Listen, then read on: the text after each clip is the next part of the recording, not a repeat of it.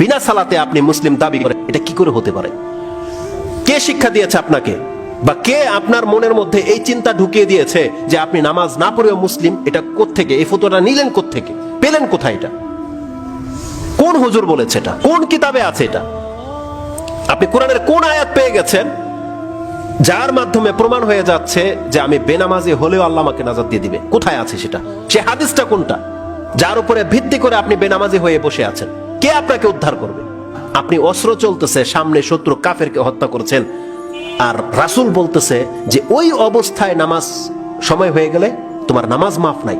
রক্ত লেগে আছে, কাফের রক্ত, অস্ত্র চলছে, তুমি থামতে পারবে না, কিবলার ঠিক নাই, পবিত্রতা নাই, ওই অবস্থায় অস্ত্র চলবে, তাকবীরও চলবে, রুকুও চলবে, সেজদাও চলবে, তোমাকে ঝুঁকতে হবে না।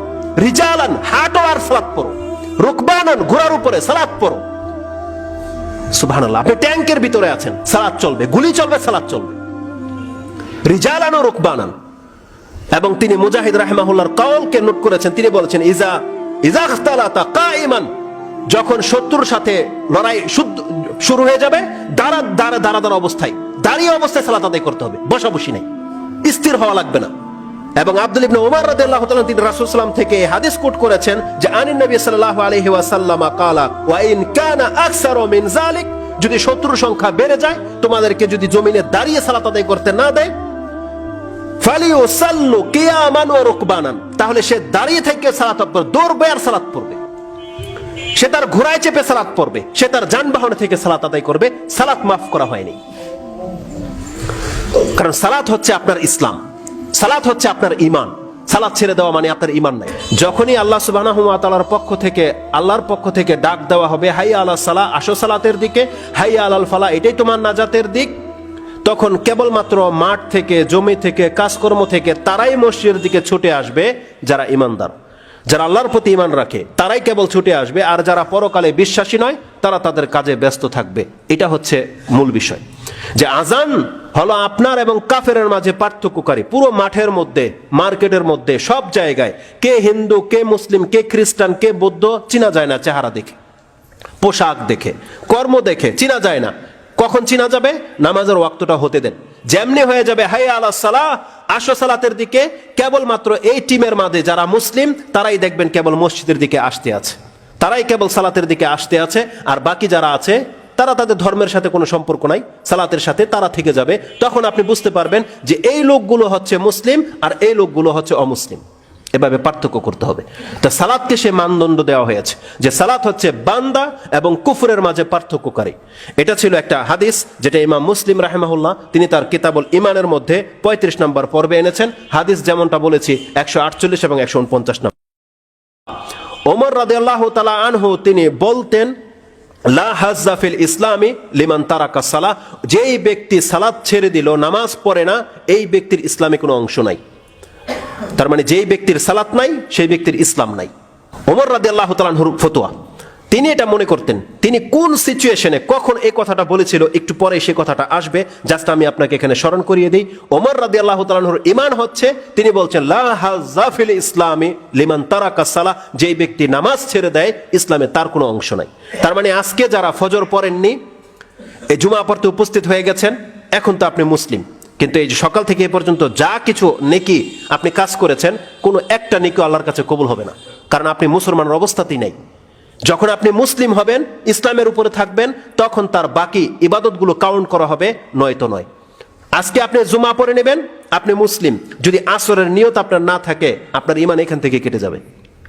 আর আপনি যদি আসর পড়তে পারেন, তাহলে আপনি মুসলিম। এখন কাউন্ট করা হবে এর মধ্যে আপনি কি সৎ কাজ করেছেন, কি করেননি। ইসলামে কোনো অংশই নাই বলেছেন।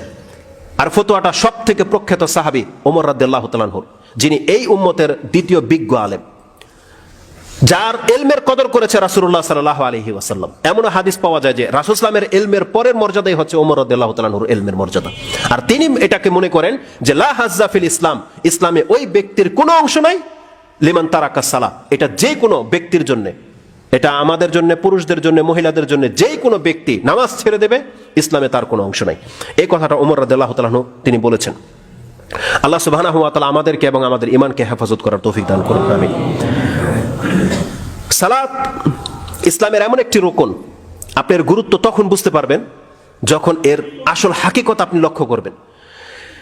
অন্যান্য ইবাদতগুলো আপনি ফলো করেন, সেগুলো কোনো এক ব্যক্তির জন্য ফরজ। যারা সামর্থ্যবান তাদের জন্য জাকাত ফরজ, যারা সামর্থ্যবান মক্কা পৌঁছতে পারবে তাদের জন্য হজ ফরজ, যাদের শারীরিক ক্ষমতা আছে, প্রাপ্ত বয়স্ক হয়ে গেছে এবং রমজান মাস পেয়ে গেল তাদের জন্য সিয়াম ফরজ, একটা কন্ডিশনের সাথে। কিন্তু আপনি লক্ষ্য করে দেখেন সালাত এমন একটা ইবাদত, আপনি যদি প্রমাণ করতে পারতেন যে হ্যাঁ সালাত অসুস্থ হলে মাফ হয়ে যায়, যুদ্ধের মাঠে মাফ হয়ে যায়, আমি বিছানায় শুয়ে আছি অপবিত্র অবস্থায় আমার সালাত মাফ হয়ে গেছে, যদি এই অবস্থাগুলোতে সালাত মাফ না হয়ে গিয়ে থাকে, আপনি সুস্থ আছেন, বিনা সালাতে আপনি মুসলিম দাবি করেন, এটা কি করে হতে পারে? কে শিক্ষা দিয়েছে আপনাকে, বা কে আপনার মনের মধ্যে এই চিন্তা ঢুকিয়ে দিয়েছে যে আপনি নামাজ না পড়েও মুসলিম? এটা কোত্থেকে, এই ফতোয়াটা নিলেন কোত্থেকে, পেলেন কোথায়? এটা কোন হুজুর বলেছে? এটা কোন কিতাবে আছে? এটা আপনি কোরআনের কোন আয়াত পেয়ে গেছেন যার মাধ্যমে প্রমাণ হয়ে যাচ্ছে যে আমি বেনামাজি হলেও আল্লাহ আমাকে নাজাত দিয়ে দিবে? কোথায় আছে সেটা? সে হাদিসটা কোনটা যার উপরে ভিত্তি করে আপনি বেনামাজি হয়ে বসে আছেন?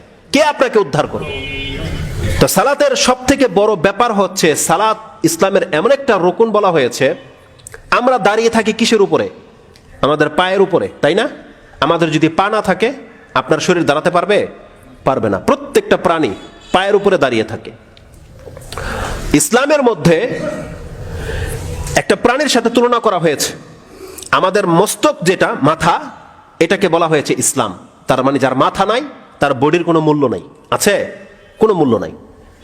আর যার মাথা আছে, বডি আছে, কিন্তু পা নাই, সে দাঁড়াতে পারবে কোনোদিন?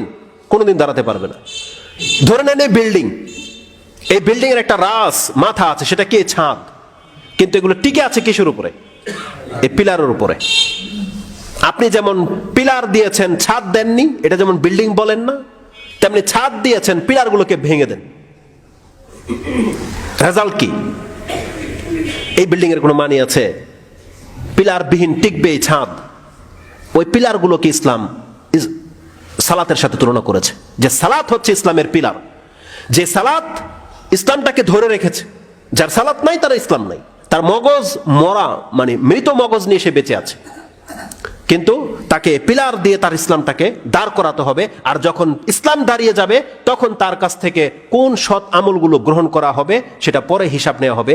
আগে প্রথম দেখা হবে তার ইসলাম ঠিক আছে কিনা। রাসূলুল্লাহ সাল্লাল্লাহু আলাইহি ওয়াসাল্লাম থেকে একটা হাদিস কোট করেছেন মুআজ বিন জাবাল, তার বর্ণনা থেকে ইমাম তিরমিজি এবং ইবনে মাজাহ। মুআজ বিন জাবাল রাদিয়াল্লাহু তাআলা তিনি বলছেন, কুনতু মা রাসূলিল্লাহি সাল্লাল্লাহু আলাইহি ওয়াসাল্লাম ফি সাফারিন, কোন এক সফরে আমি রাসূল সাল্লাল্লাহু আলাইহি ওয়াসাল্লামের সাথে ছিলাম। ফাকাল রাসূল সাল্লাল্লাহু আলাইহি ওয়াসাল্লাম, তিনি আমাকে বললেন, আলা উখবিরুকা বিরাসিল আমরি কুল্লিহি ওয়া আমুদিহি জিরওয়াতি সানামিহি, আমি কি তোমাকে বলবো এক প্রত্যেকটা বিষয়ের মাথা কি, এবং প্রত্যেকটা বিষয়ের পিলার কি, এবং প্রত্যেকটা বিষয়ের উচ্চ স্থানটা কি? কুলনা বালা, বা কুলতু নাম ইয়া রাসূলুল্লাহ, হ্যাঁ আপনি বলেন যে প্রত্যেকটা বিষয়ের মাথা কি। তখন রাসূলুল্লাহ সাল্লাল্লাহু আলাইহি ওয়াসাল্লাম বলছেন, রাসুল আমরি কুল্লিল ইসলাম, রাসুল আমরিল ইসলাম, প্রত্যেকটা কিছুর মাথা হচ্ছে ইসলাম। ওয়া আমুদুহু আস-সালাত, রাসূলুল্লাহ বলছেন ইসলামের পিলার হচ্ছে সালাত। এখানে দেখেন হজের কথাও আসে নাই, জাকাতের কথাও আসে নাই, সিয়ামের কথা আসে নাই, একটা মাত্র গুণ রাসূলুল্লাহ প্রকাশ করেছে, সেটা হচ্ছে সালাত। সালাত হচ্ছে ইসলামের পিলার। ওয়া জিরওয়াতু সানামিহি আল জিহাদ, এবং প্রত্যেকটা কিছুর উচ্চতর একটা স্থান থাকে যেটা শর্টকাট মানুষ সেখানে পৌঁছে যাবে। রাসূল সাল্লাল্লাহু আলাইহি ওয়াসাল্লাম বলছেন সেই উচ্চতর জায়গায় পৌঁছতে হলে আপনাকে জিহাদ করতে হবে। জিহাদ আপনাকে খুব দ্রুত সেই জায়গায় পৌঁছে দেবে, যে জায়গায় পৌঁছতে বহু মেহনত করতে হয়। কিন্তু জিহাদ এমন একটা ইবাদত যেটা করতে পারলে আপনি খুব দ্রুত সেখানে পৌঁছে যাবেন, শর্টকাট রাস্তা। ইসলাম টিকে থাকার পরে জিহাদ হলো এমন একটা ইবাদত যেটা আপনাকে এমন মর্যাদায় নিয়ে যাবে যে কোনো ব্যক্তি দীর্ঘকাল ইবাদত করে হয়তো সেখানে পৌঁছতে পারবে না। এটা হচ্ছে সানামহু আল জিহাদ। সুউচ্চতর স্থানটা হচ্ছে জিহাদের জন্য রেখে দেওয়া হয়েছে। এই হাদিসটাকে ইমাম তিরমিজি রাহিমাহুল্লাহ তিনি তার কিতাবুল ইমানের মধ্যে এনেছেন। হাদিস নাম্বার হচ্ছে 2616, মানে 2616, এবং ইবনে মাজাতে হাদিসটিকে ফিতনার অধ্যায় এনেছেন 3997-তে, 3973-এ রয়েছে। এই সালাত ইসলামের এমন একটি খুঁটি বলা হয়েছে যেই খুঁটিটা কোনো একটা অবস্থাতে মাফ হয়ে যায় না। যেমনটা আপনাকে বলেছি, কোনো একটা অবস্থাতে আপনি দেখাতে পারবেন না যে মাফ হয়ে গেছে। যেখানে ইমান মাফ সেখানে সালাতও মাফ, এই কথাটা বোঝার চেষ্টা করেন। যেখানে আপনার ইমান মাফ হয়ে যাবে সেখানে আপনার সালাতও মাফ হয়ে যাবে। ইমান মাফ হয়ে যাবে যখন কোনো ব্যক্তি বেহুশ হয়ে যায়। যখন কোনো ব্যক্তি বেহুশ হয়ে যায় তাহলে তার কাছ থেকে তলব করা হবে না তুমি মুসলিম কি মুসলিম নও, কারণ সে বেহুশ, অজ্ঞান হয়ে গেছে। এখন তার কাছ থেকে সেটা তলব করা হবে না। এখন যে অবস্থায় সে আছে এটাই তার হুকুম, সে মুসলিম। তো যেখানে ইমান মাফ সেখানে সালাত মাফ। আপনি ঘুমিয়ে আছেন, আপনার উপরে সালাত ফরজ নাই, কিন্তু আপনার সমস্ত শরীর অকেজু, আপনি কোমায় চলে আসছেন, কিন্তু আপনার সেন্স কাজ করতেছে যে আপনি বেঁচে আছেন। ওই অবস্থায় আপনার উপরে সালাত ফরজ। আপনার হাত চলে না, পা চলে না, সেজদা মাফ, রুকু মাফ, বৈঠক মাফ, ইশারা মাফ, সব মাফ। শুধুমাত্র আপনার সংকল্প চলবে যে আপনি এখন সালাতে আছেন, আপনি এখন তাকবীর পাঠ করলেন, আপনি এখন রুকু করলেন, আপনি এখন সেজদা করলেন, শুধু চোখের ইশারা চলবে, আর কিছুই চলবে না। ওই অবস্থায় আপনার সালাত মাফ করা হয়নি। আপনি অপবিত্র, আল্লাহ বলছে এটা দেখার দরকার নাই। আপনার পোশাক নাই, আল্লাহ বলছে দেখার দরকার নাই। তুমি জাস্ট নিয়ত করে শুয়ে থাকো যে তুমি এখন সালাতে আছো, এখন জোহরের ওয়াক্ত চলতেছে, এখন আসরের ওয়াক্ত চলতেছে। এটা যদি হয় সালাত, আর ওই অবস্থায় কিন্তু আপনার ইমান মাফ নাই। ওটা যেমন ইমান, আপনি মুসলিম তখন ফিল হবে, ওই অবস্থায় আপনাকে সালাত পড়তে হবে। এটা হচ্ছে সালাতের মর্যাদা। এটা বুঝে নেওয়ার পরে আপনি তো সুস্থ অবস্থায় সালাত ছাড়তে পারেন না। রাসূলুল্লাহ সাল্লাল্লাহু আলাইহি ওয়াসাল্লাম থেকে কথাটিকে ইমাম বুখারী রাহিমাহুল্লাহ এইভাবে এনেছেন। তিনি একটা পর্বই কায়েম করেছেন, 12 নম্বর অধ্যায়, সালাতুল খৌফ, ভয়ের সময় কিভাবে নামাজ আদায় করতে হয়। সেই জায়গায় তিনি 2 নম্বর পর্বটাকে এটা করেছেন, বাবু as-সালাতিল খৌফে রিজালান ও রুকবানান। ভয়ের সময় নামাজ হবে পায়ে হেঁটে এবং সাওয়ারের উপরে, থেমে নয়, জমিনে নেমে সালাত পড়া লাগবে না। আল্লাহ সুবহানাহু ওয়া তাআলার পক্ষ থেকে এটা কেমন বিধান নাজিল করে দেওয়া হয়েছে।